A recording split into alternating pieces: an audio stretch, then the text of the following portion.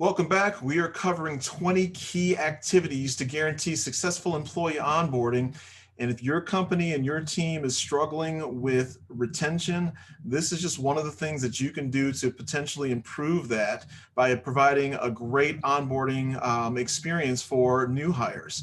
So we've covered two other videos, number 20 19, number 18 and 17. I'll leave a playlist link in the description below. Before we get started, hit that subscribe button, hit the thumbs up, and hit the alert button, and we're going to jump right in. Number 16, covering 16 and 15 today. And in the last video, we covered developing an onboarding checklist. Now, if you already have one, this is different, right? You need to update it.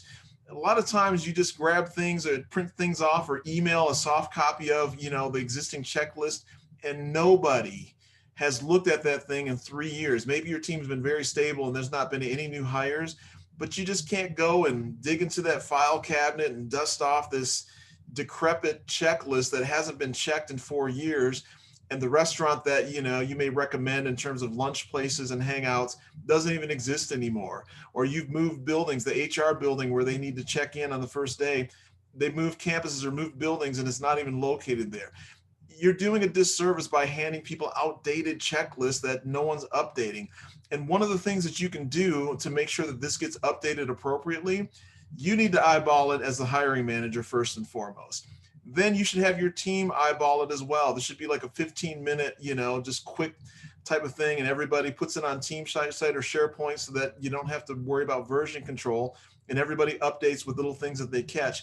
And then after the new hire gets on board, what you should do is you should have them not only go through the checklist, and it should be for employee and manager both, but then both of you, both of the hiring manager and employee, at the end of 3 months maybe, take a look back and say, hey, is there anything that we should update based on your experience? It doesn't have to be 3 months. It could be a month, month and a half, right? Once the employee gets their sea legs underneath them.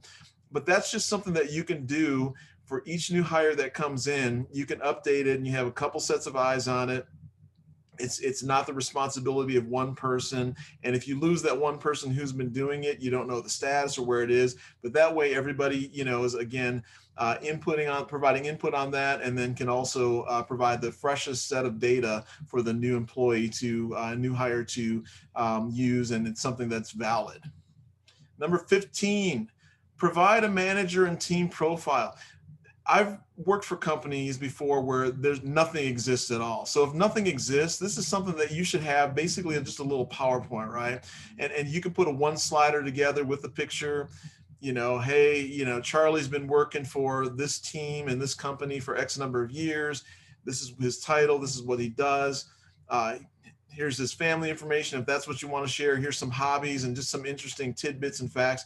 It's just a nice thing to have and provide, and then also require your new employee and new hire to update and provide one about themselves as well. This is something you can send out to them and then maybe cover it at a stand-up or a team meeting and just kind of let people, do a little icebreaker, ask questions about, the different items that are in there. Most people are interested in the personal things, right? I don't really care how long you've been a DBA at this company necessarily, right?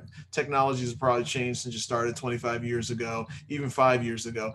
What I'm interested in terms of just kind of knowing a little bit, you're a bowler, or, you raise, whatever, golden retriever, puppies, and you train them. Whatever that looks like, that's the stuff that's kind of interesting and, helps break the ice and helps people engage in conversation as well. And it's something that's good for the new hires to have, as well as the team members for the new employee that's coming on board. So we're going to stop here. Again, do me a favor, hit the subscribe button, hit the thumbs up, which is the like button, and then click the alert button. Pass this video in the series on to anybody you might find that needs it. And again, I will provide the link to the playlist in the description below, and we will talk to you at the next video.